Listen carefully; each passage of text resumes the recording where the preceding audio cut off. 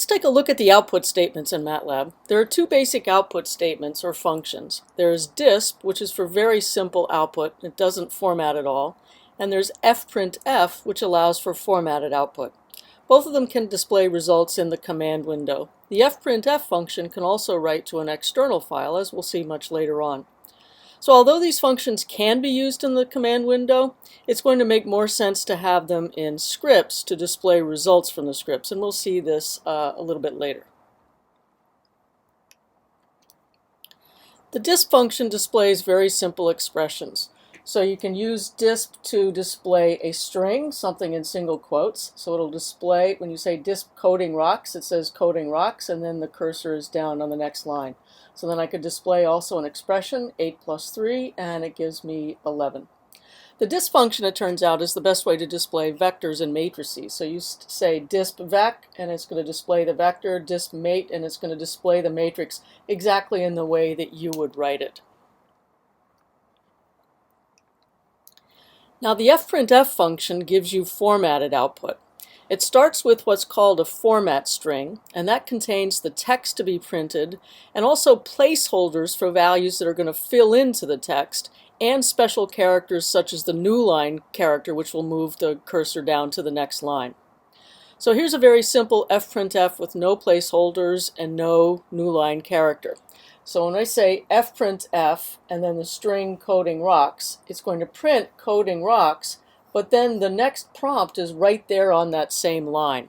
So if you don't want that, and usually we don't want that, what we need to do is to put into this string the new line character. So that's going to print coding rocks, and then the new line character moves us down to the next line, so that's where the next prompt will be.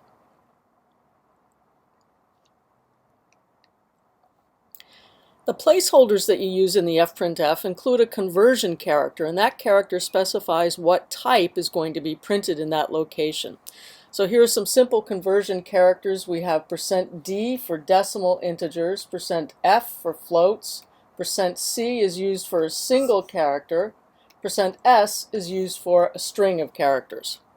So here's an example of printing a string and an integer. So I'm going to say fprintf, and then all of this is the format string, and then I have the ellipsis so I can continue on the next line. Within the format string I have two of these placeholders, %s, which is for a string, and %d, which is for an integer. So what happens is, after the format string, the next thing I have is a string that fills in for the %s, and then I have this integer 33, and that fills in for the %d.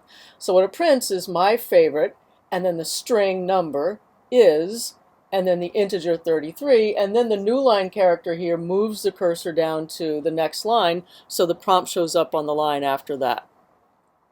So again, first we have the format string, and then after that you have the expressions that fill in wherever the placeholders are. Note that you can put the ellipsis after the format string, but you could not put it in the middle of the string.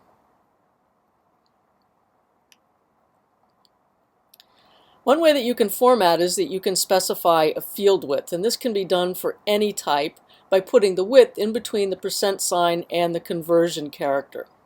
In MATLAB, the default is that values are right justified within a field. To left justify instead, use a negative number for the field width. So here's an example where I'm printing XX, printing using this placeholder %5d and then another placeholder %-5d, and then the two expressions that I'm printing are the numbers of 11.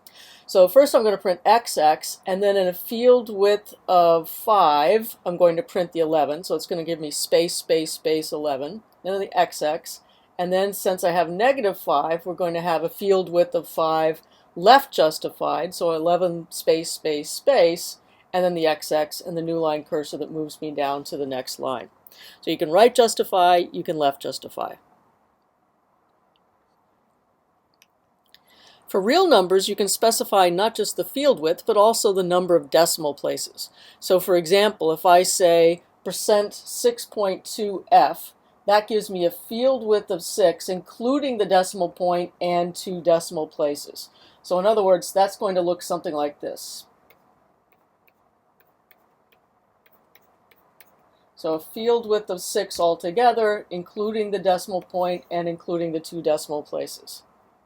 So here's an example. I have a variable a, which is 123.456, and I'm going to print it 3 separate times using 3 separate placeholders within the format string. So first of all, specifying a field width of 10 with 3 decimal places.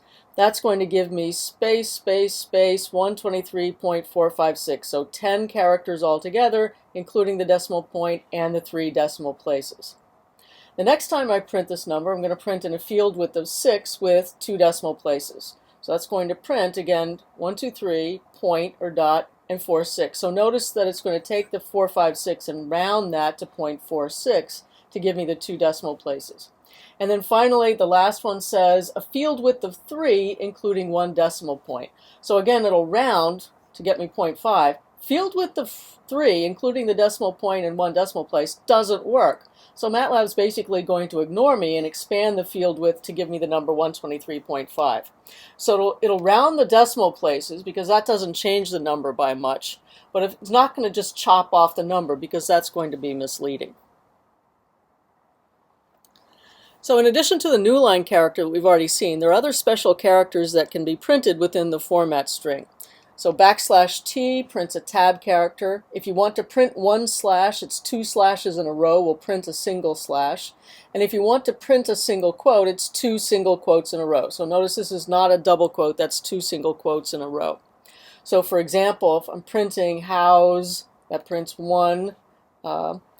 This XX / prints 1 slash. Tab character moves me over a few tabs, a few spaces, and so forth. So those are some special characters. And again, the new line character will move the cursor down to the next line.